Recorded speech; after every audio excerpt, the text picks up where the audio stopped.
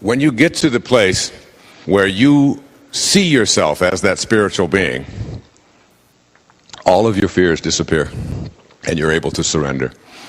I remember someone reading one of my books, and I was at a talk, and at the end of the talk, she stood up and she said, "You know, I didn't get very much out of your book. It was your sacred self." She said, "I didn't get much out of it. Some people need to tell me that."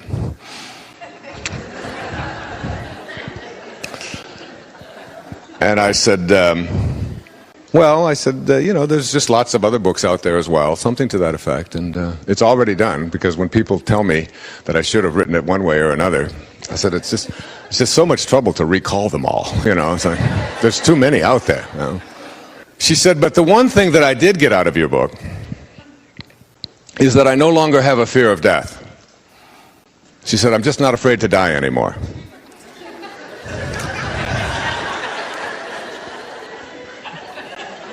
I said, "That's all you got out of one book?" I mean, Freud lived a whole lifetime saying that the major fear of every single one of us as human beings is this fear of death and what it is and where we go. And that's all been wiped out in one book, and you didn't get very much out of it? But truly, when you get into that place of surrender and understanding the infinite nature of who you are, that the part of you that is invisible is truly infinite, the fear of death goes away.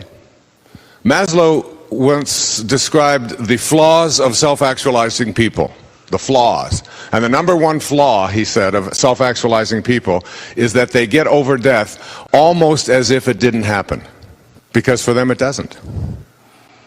One of the essays I wrote from in Wisdom of the Ages was from Rumi.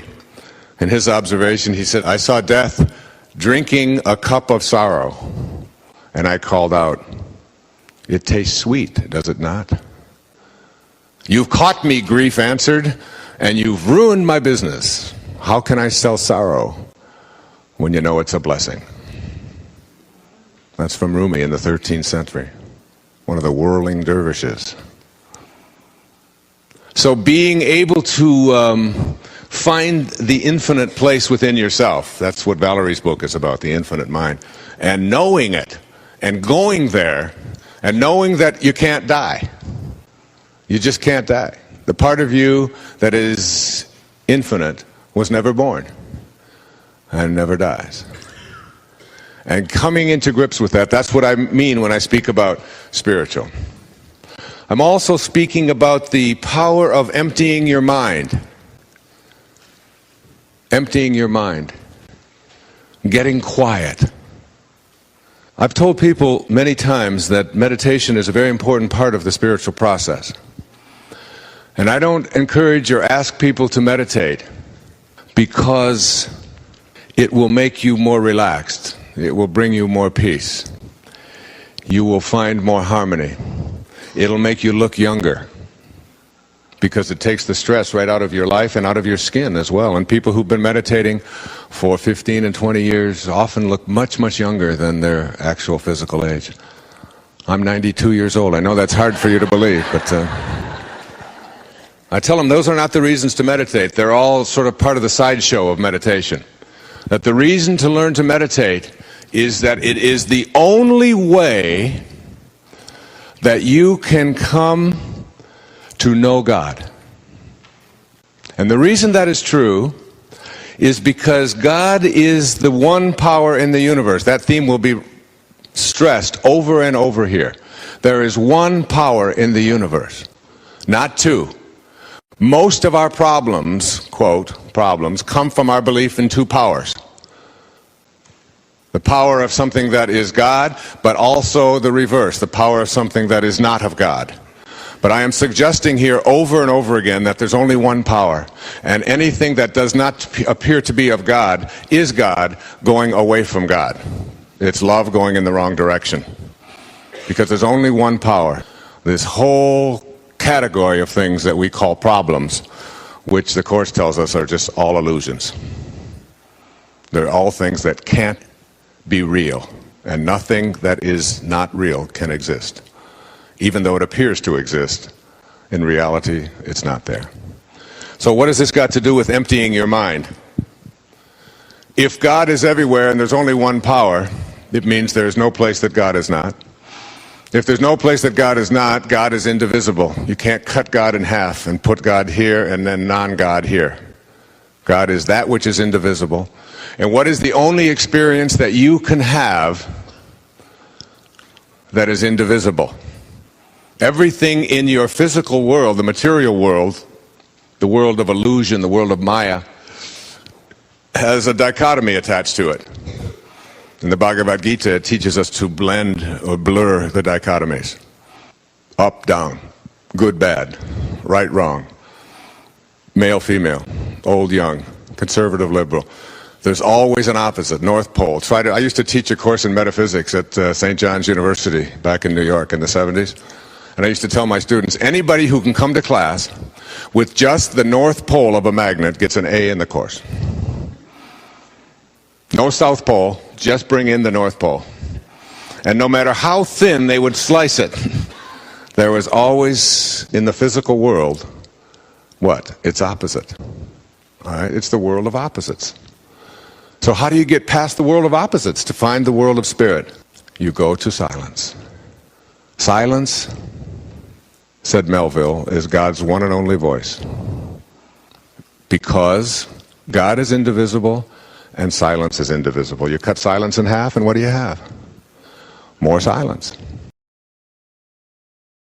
Generosity is taking all that manifests for you in your life, all that shows up for you, and being willing to share it.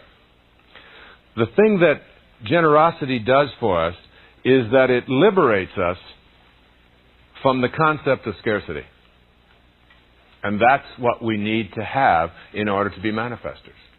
You become liberated from the idea of scarcity when you are willing to generously give of that which shows up in your life.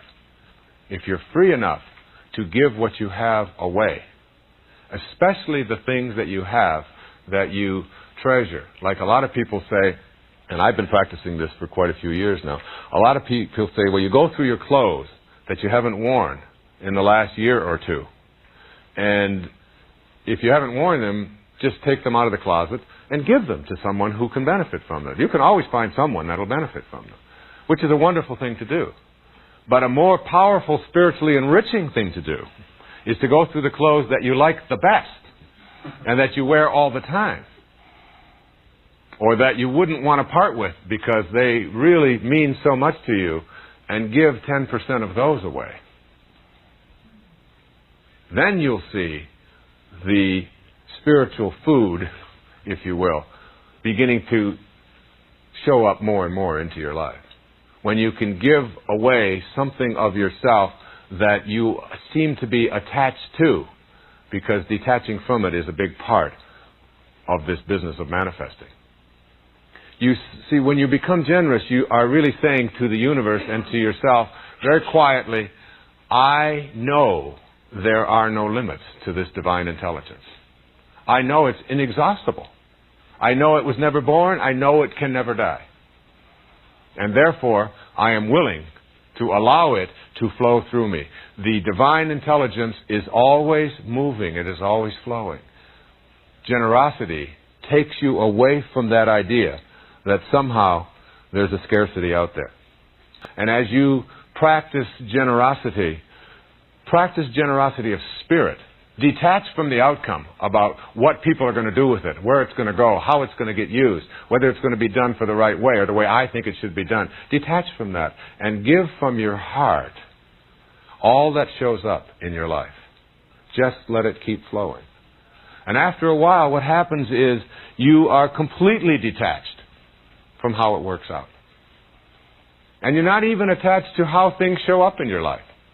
And all of those things that you used to be so concerned with when you were back there as an athlete and a warrior and asking for so much and being so concerned of whether you're going to get it and how it's going to show up, when you reach this level of generosity and gratitude in your life, what happens is miraculous.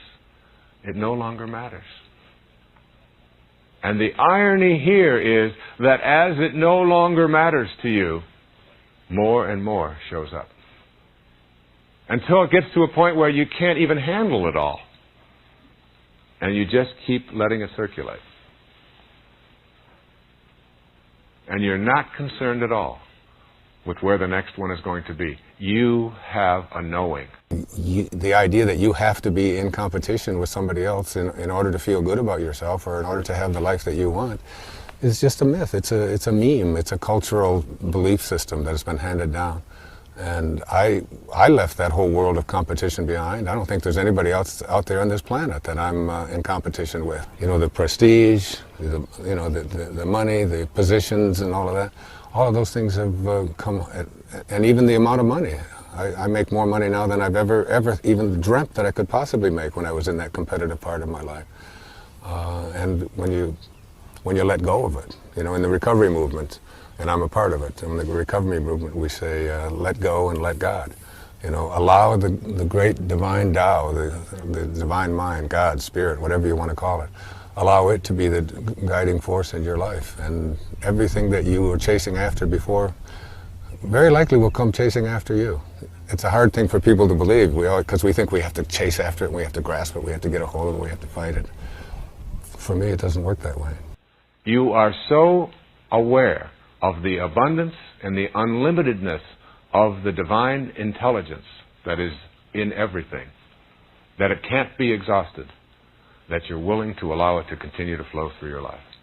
And then you get in synchronicity with that divine force. It's almost like you have a collaboration with fate.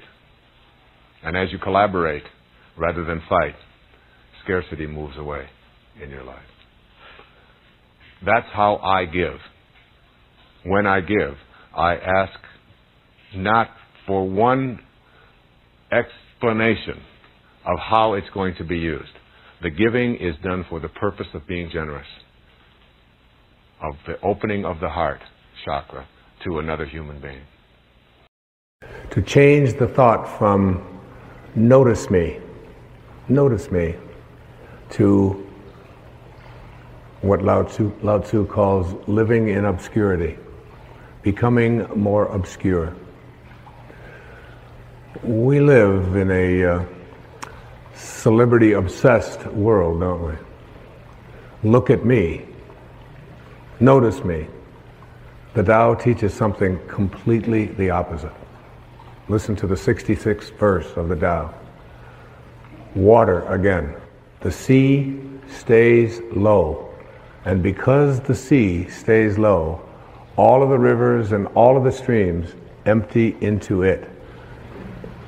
Because it stays humble. Because it stays in that place of just allowing everything to come to you. He was trying to teach us the important lesson of letting what we know is coming come to us. Verse 66 of the Tao. Why is the sea king of 100 streams? Because it lies below them. Humility gives it its power.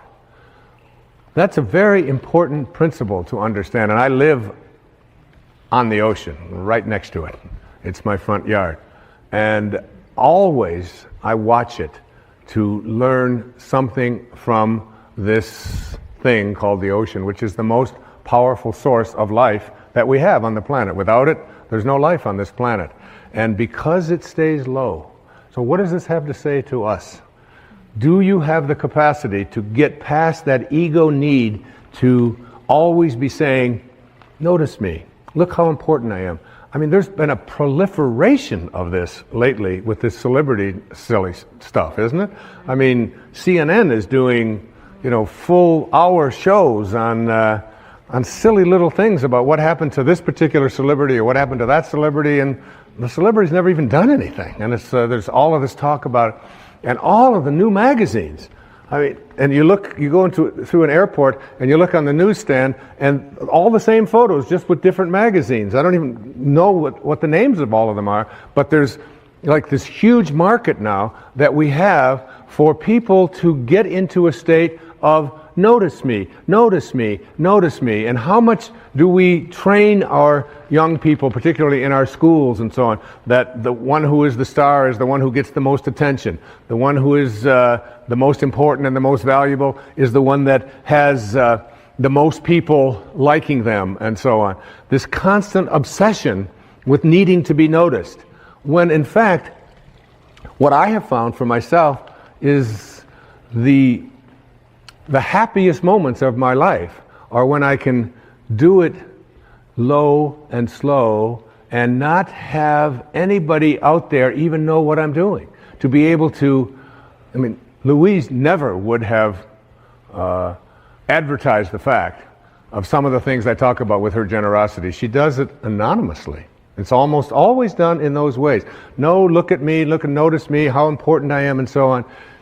So much to learn from that kind of wisdom, from that kind of inner connection to the Tao, the ability and the willingness to say, to do it anonymously, to say that you can just get done almost anything that you want to get done if you don't become obsessed with taking credit for it. In the 36th verse of the Tao Te Ching, it says, "The gentle outlast the strong. The obscure outlast the obvious." Try to become a little more obscure, a little less interfering, a little less notice me, a little less, one of the specific kinds of things that you can do is just as you're about, when somebody else is talking, just as you're about to interject what you've been thinking about for the whole time, waiting for them to stop talking, to just stop and to bite your tongue and say, "Tell me more." Or, "That's very interesting. I have never heard that point of view before." Even if they totally, completely disagree with everything that you stand for, to be willing to listen, to be able to stop. Practice it. I practiced it when I did these verses of the Tao. I practiced it every single day while I was working on that. Just staying obscure. And for me, that's not always so easy because of just being recognized wherever I go. And if I saw someone who was about to recognize me, I would just put my head down. I would just walk a little bit past them like something. Right now, I just want to be anonymous. Right now, I want to be obscure. The Tao says, storms always end. Verse 23, fierce winds don't blow all morning. A downpour of rain doesn't last all day. Who does this? Heaven and earth. You're already connected to everything you want or need. It will come to you at the exact perfect time, as the rivers and the streams come to the ocean at the perfect time and place. You gotta trust. You gotta know it's going to come to you. You don't have to chase after it. You can become a little less obsessed with your ego and your self-importance and who you are and what you've done, and you can get so much more done. And you know what? It's the most peaceful and sweet, delicious way. It's like the song that Cecilia was singing about the rose. Thank you so much, and God bless you. Thank you. Being peace. Peace isn't something that you ultimately receive when you slow down the pace of your life. Peace is what you're capable of being and bringing to every encounter and event in the waking moments of your life. Most of us are waging a non-stop internal mental skirmish with everyone we encounter. Being peaceful is an inner attitude that you can enjoy when you've learned to silence your incessant inner dialogue. Being peaceful isn't dependent on what your surroundings look like. It seldom has anything to do with what the people around you think, say, or do. A noiseless environment isn't a requirement. St. Francis's famous prayer states it better than I can. Make me an instrument of thy peace. In other words, St. Francis wasn't asking God to provide him with peace. He was asking for guidance to be more like the peace he trusted was his source. Being peace is different from looking for peace. This principle isn't about merely choosing tranquil thoughts when you're feeling frayed and anxious. I suggest picturing a container deep within yourself out of which all of your thoughts flow. Inside of this container, at its very center, imagine a candle flame. You need to make a commitment that this flame in the center of the container, holding all of your thoughts, will never, ever even flicker, though the very worst may go before you. This is your container of peace, and only peaceful thoughts can fuel this burning candle. You don't need to change your thoughts as much as you need to learn to be an energy of peace lighting the way and attracting serene, harmonious thoughts and beings. In this way, you'll become a being of peace. Obviously, you take this inner receptacle with you wherever you go. When people attempt to put some kind of pressure on you, when you feel overwhelmed, or when situations arise that previously incited your distress or bellicosity, you can immediately turn to your inner candle flame of peace and see how to keep your light glowing. This is being the peace that you wish for yourself. This is offering a matching vibration to your desire to be a tranquil and amicable being rather than a person suffering from the disease of trying to make life go faster. You've already seen the results of that folly, and you notice the symptoms of stress in virtually everyone you meet. As a being of peace, you make a huge impact on those around you. It's almost impossible to be totally stressed out in the presence of someone who has opted to be peace. Peace is a higher and faster energy. When you're being peace, just your presence alone will often nullify the uneasiness and the tension in those around you. In fact, this state causes pheromones of measurable energy to emanate from you. They affect others who become more peaceful without even being aware of the transformation taking place. The secret of this principle for restoring balance to your life is be the peace and harmony you desire. You cannot get it from anything or anyone else. So you're not ready to take Nisargadatta's profound advice and just be? Then work at becoming that being with the inner light of a steady candle flame. Whenever you think something, you must go to this container, select a thought, and send it out into the world. Using this metaphor, the real issue isn't about simply selecting positive, loving thoughts and having your world shift back into balance. The real issue is what's in the container. That is, what's in the heart reservoir you have inside of you to give to others. This container within is connected to an endless supply of love. You need only turn your thoughts to that source to be filled with love. Love for yourself, love for the world, love for life, love for all others, and most significantly, love for your source of being. Then this is all that you'll have available to give away, and consequently, all that returns to you. It's been said that the difference between all of us living at ordinary levels of human consciousness and those we call saints is that they never forget God even for a single moment. They're cheerful when life is difficult, patient when others are impatient, and loving when others respond with hatred. Why? Because of that container. Ordinary people have a container out of which they pluck loving thoughts in certain circumstances. The saint has an internal vessel that contains nothing else out of which and into which love flows freely. So rather than working on simply changing your thoughts in order to become more peaceful and loving, why not shoot for the moon and think like the saint that you are? Focus on that container within. When you continually say, Holy Spirit, guide me now, you'll see your container overflowing with so many loving thoughts that it's impossible for negativity in any form to alter the balance within. We seem to live in a totally out-of-balance world where our desires for feeling peaceful are challenged by the myriad non-peaceful energies that are considered newsworthy. But we do have a choice in this matter. And we can choose to realign ourselves energetically with our desire to live in this world peacefully, regardless of what's going on around us, and in spite of the non-peaceful energy we're so often subjected to. Sogyal Rinpoche observed that, quote, 2 people have been living in you all of your life. One is the ego, garrulous, demanding, hysterical, calculating. The other is the hidden spiritual being whose still voice of wisdom you have only rarely heard or attended to, unquote. I'm inviting you to restore some balance by looking for heaven everywhere and listening and attending to that hidden spiritual being that is within you at all times, begging you to pay it more heed.